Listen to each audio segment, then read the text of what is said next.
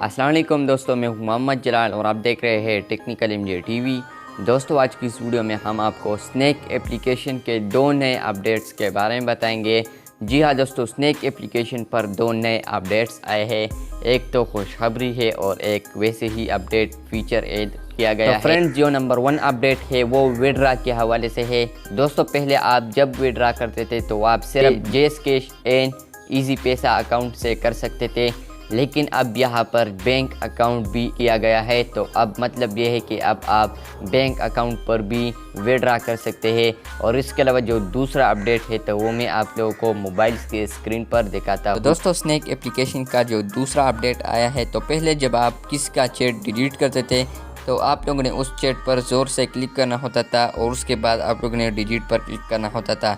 लेकिन अब यहाँ पर न्यू फीचर ऐड किया गया है। अब जब आप किसी का चैट भी स्वाइप लेफ्ट करेंगे तो यहाँ पर डिलीट का ऑप्शन आ जाएगा और यहाँ से आप फिर डिलीट कर सकते हैं। शुक्रिया, मिलते हैं जल्द नए वीडियो के साथ, तब तक के लिए अल्लाह हाफिज़।